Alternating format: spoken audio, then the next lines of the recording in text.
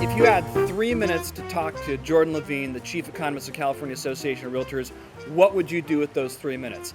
I asked him 3 questions. Jordan, is there a normal real estate market? And if you say no, why? Yeah, that's an easy one in a way. No, there's never a normal market. Markets are always going up, going down, shifting one way or another. Buyers and sellers are constantly bombarded. There's never a quote unquote normal market. Although I will say that the rate thing that everybody's freaked out about is probably the most normal thing. We're pretty much dead on with the historical averages going back in time. So. Okay, when you get up in the morning, before you go to bed at night, what are the things that you're looking at to understand where the real estate market is and where it's going?